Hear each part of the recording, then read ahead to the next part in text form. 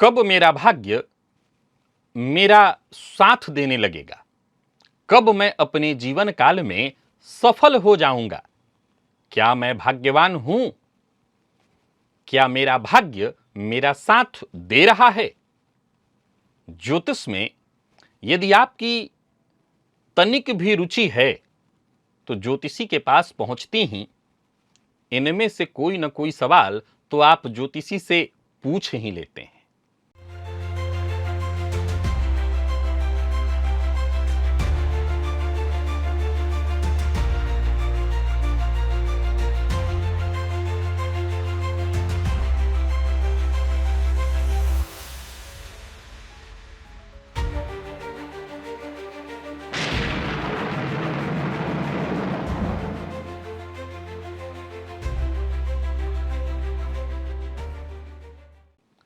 नमस्कार प्रिय दर्शकों, कब खुलेगा आपका भाग्य? कब से आपका भाग्य आपका साथ देगा? आज मैं आपको एक बेहद दिलचस्प और महत्वपूर्ण ज्योतिषीय सूत्र बताने जा रहा हूं जो आपके भाग्य के खुलने का सही समय बताएगा। अब सवाल उठता है कि भाग्योदय कब होगा? ये तो आप सभी जानते हैं अगर आप मेरे दर्शक हैं, क्योंकि भाग्योदय वर्ष, भाग्योदय से संबंधित, भाग्य से संबंधित तमाम सूत्र मैंने आपको बताए हैं। जन्म कुंडली का 9वां भाव भाग्य का भाव होता है और इस भाव के स्वामी को देखकर भाग्य का वर्ष निकाला जाता है। अगर कुंडली के 9वें भाव में यहां पर 5 नंबर लिखा हुआ है तो आपका भाग्योदय यानी भाग्य से आपके सूर्य होते हैं और भाग्योदय 22वें वर्ष में होता है। यहां यदि 4 नंबर लिखा है तो चंद्रमा आपके भाग्येश हैं और भाग्योदय वर्ष 24वां होता है। 1 या 8 नंबर लिखा है तो आपके भाग्येश मंगल बन जाते हैं और भाग्योदय वर्ष बन जाता है 28वां। 3 या 6 लिखा है तो बुध बनते हैं और भाग्योदय वर्ष बनता है 32वां। वैसे ही देखा जाए तो 9 या 12 लिखा है तो गुरु बनते हैं भाग्येश और भाग्योदय वर्ष होता है 16वां। यहां पर 2 और 7 नंबर लिखा है तो शुक्र भाग्येश बनते हैं और भाग्योदय वर्ष होता है 25वां। और यहां पर 10 या 11 नंबर लिखा होता है तो शनिदेव बनते हैं, सर्वाधिक विलंबित भाग्योदय वर्ष कराते हैं वो 36वां। तो आप सभी जानते हैं। फिर आज के इस कार्यक्रम में अलग क्या है, नया क्या है? क्या मैं उसी बात को फिर दोहरा रहा हूं? जवाब है नहीं। प्रिय दर्शकों, जिस विषय के बारे में इंसान की जिज्ञासा सर्वाधिक होती है, जाहिर सी बात है उस विषय को लेकर के तमाम तरह के रिसर्च होते हैं, खोज होते हैं। हमारे ऋषि ऐसे बहुत सारे खोज कर गए हैं। एक खोज तो यह है कि भाग्येश की स्थिति से, भाग्येश जो ग्रह है उसके आधार पर हम अपना भाग्योदय वर्ष जानते हैं। मैंने और भी सिद्धांत बता रखा है कि ज्योतिष शास्त्र कहता है कि जन्म कुंडली के जिस भाव में भाग्येश हो वो भाव भी आपका भाग्य भाव बन जाता है। दूसरा और भी भाव है, जन्म कुंडली का 5वां भाव, ये 9वें से 9वां होता है, ये भी हमारे भाग्य के बारे में बताता है। तो तमाम सूत्र मैंने बता रखे हैं आपके लिए। आज अलग क्या है? तो अलग है प्रिय दर्शकों, लक्ष्य जब भाग्य है तो तमाम अलग अलग तरीके के मार्ग हो जाते हैं उस भाग्य को, उस लक्ष्य को प्राप्त करने के लिए। अब उसमें से एक तरीका यह भी है, यहां प्रारंभ में एक जानकारी और देना चाहता हूं। कई लोगों के मन में यह विचार उत्पन्न होगा कि जब मुझे पता ही है कि हम ज्यादा पचड़े में नहीं पड़ना चाहते, भाग्येश जो भी ग्रह हो उसके आधार पर आपने बताया वर्ष, हमारा भाग्योदय वर्ष वही है, अब हम अलग पचड़े में क्यों पड़े? बिल्कुल सही, जरूरत नहीं है। परंतु अगर आप ज्योतिष में रुचि रखते हैं और इस सिद्धांत को भी समझ लेते हैं तो आप और करीब और गहराई से भाग्य के वर्ष इत्यादि के बारे में समझ सकेंगे। आइए बताता हूं कैसे, वो समझिए। मान लीजिए कि आपको पहले से पता है कि भाग्येश जो ग्रह है उसके आधार पर हम वर्ष निकाल लिए। अब आज जो मैं सिद्धांत आपको बताने जा रहा हूं जो कि आपके भाग्योदय का वर्ष, आपकी भाग्योदय की उम्र बताता है, तो उस अवस्था में क्या ये आप नहीं कर सकते कि दोनों की तुलनात्मक, दोनों का अध्ययन कर लें? मान लीजिए कि आपकी जन्म कुंडली के 9वें भाव में 9 या 12 नंबर लिखा है, तो भाग्योदय वर्ष होता है 16वां। परंतु देवगुरु बृहस्पति आपकी कुंडली में कमजोर पड़े हैं और 16वां तो आपका कब का निकल गया, आपको अब तक भाग्योदय नहीं हुआ। आप कहते हैं ज्योतिष का सिद्धांत बिना काम का है, लेकिन ये ध्यान नहीं दे रहे हैं आप कि आपके भाग्येश कमजोर पड़े हैं, तो सहयोग कहां दे पाएंगे। वहां अगर इस सिद्धांत को आप लागू कर पाए जो कि कह रहा है, अगर निकलता है ऐसा कि आपका भाग्योदय 40वें वर्ष के बाद है, तो बिल्कुल अलग हो गया, ये समझने का विषय हो गया। एक और बात समझिए, मान लीजिए तुलनात्मक अध्ययन ऐसे भी हो सकता है कि आपके भाग्योदय का वर्ष 16वां दिख रहा है और यहां से भी शुरुआती दौर ही दिखा रहा है। यह बता रहा है कि तुरंत आपका भाग्योदय होगा जैसे ही आप कार्य शुरू करेंगे, तो दोनों एक जैसी स्थिति की बात हो गई। यानी आपके लिए ज्यादा कुछ सोचना ही नहीं, आपके जीवन में भाग्योदय हो भी गया होगा, आप उसका रिजल्ट महसूस कर रहे होंगे, तो इससे आपके ज्योतिष में और रुचि भी बढ़ेगी, आपका विश्वास भी बढ़ेगा। प्रिय दर्शकों, इस सिद्धांत को समझने के लिए आपको अपनी जन्म कुंडली में देखना होगा कि आपकी कुंडली में जो आपके लग्न भाव अर्थात प्रथम भाव के स्वामी हैं, वो कुंडली के किस भाव में बैठे हैं। जन्म कुंडली के जिस भाव में आपके लग्नेश बैठे हैं, उससे कितने घर आगे आपके चंद्रमा बैठे हैं। यानी लग्नेश यहां है तो चंद्रमा आपके कहां है, कुंडली के किस भाव में है, कितने घर आगे लग्नेश से आपके चंद्रमा है। अगर आपके लग्नेश यहां बैठे हैं तो चंद्रमा कहां बैठे हैं, कितने घर आगे बैठे हैं। याद रखिएगा, ये आगे लग्नेश से आपको गिनना है। क्या करना है, लग्नेश से। आपके लग्नेश और चंद्रमा के बीच की दूरी से तय होगा आपके भाग्योदय और सफलता, स्थायी सफलता का उम्र। प्रिय दर्शकों, जो हमारे लग्नेश हैं, हमारे जीवन की दिशा और सफलता की गति तय करते हैं। और चंद्रमा हम सब जानते हैं, ये मन है, हमारे मन की स्थिति है, मनोभाव है और भाग्य को भी नियंत्रित करते हैं। जाहिर सी बात है कि जब हम अपने जीवन काल में कुछ बड़ा करना चाहते हैं, कुछ अलग करना चाहते हैं, तो उसके लिए हमें दो चीजों की आवश्यकता होगी। एक, हमारी चाहत, इच्छा शक्ति, मन, चंद्रमा, और दूसरा उसको पाने के लिए एक कॉन्फिडेंस, आत्मविश्वास, प्रयत्न। ये लग्न और चंद्रमा ही तो हैं।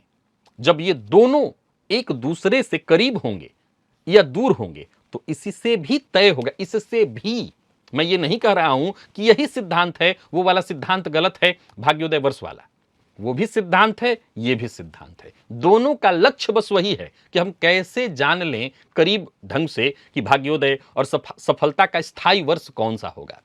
प्रिय दर्शकों, इन दोनों के बीच की दूरी भाग्य के जल्दी या देर चमकने का स्पष्ट संकेत देती है। आइए इसको विस्तार से मैं आपको समझाता हूं।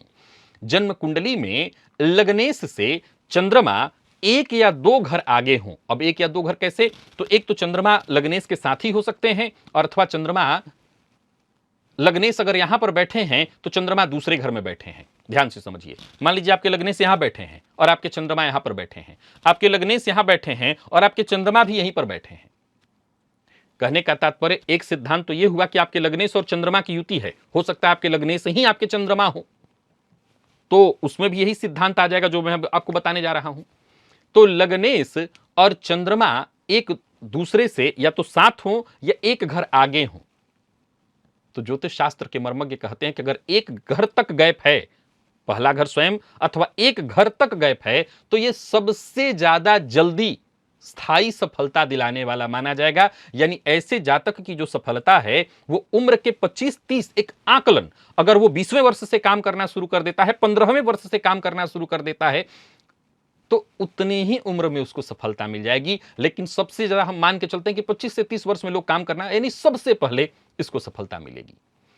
लग्नेश से चंद्रमा की दूरी अगर 3 और 4 घर हो, मान लीजिए कि लग्नेश यहां बैठे हैं तो चंद्रमा यहां या यहां बैठे हैं, अगर लग्नेश आपके यहां बैठे हैं तो चंद्रमा यहां और यहां बैठे हैं, तो ज्योतिष शास्त्र के मर्मज्ञ कहते हैं कि यह दूरी अगर 3-4 घर की है तो 30 से 35, यानी कहने का तात्पर्य कि करीब से थोड़ा सा और अधिक समय आपके में लगेगा।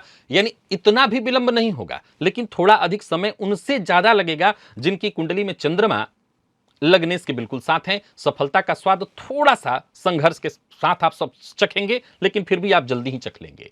मान लीजिए कि लग्नेश और चंद्रमा के बीच का जो गैप है वो 5 और 6 घर है। मान लीजिए लग्नेश यहां बैठे हैं और चंद्रमा यहां या यहां बैठे हैं। मान लीजिए लग्नेश यहां बैठे हैं, चंद्रमा यहां और यहां बैठे हैं, लग्नेश यहां बैठे हैं, चंद्रमा यहां और यहां बैठे हैं। तब तो कह रहा है कि ये व्यक्ति की जो स्थिति है जीवन में, शुरुआती हिस्से में संघर्ष का सामना कराएगा और 35 से 40 वर्ष की उम्र में जातक को स्थिरता, समृद्धि निश्चित रूप से देगा।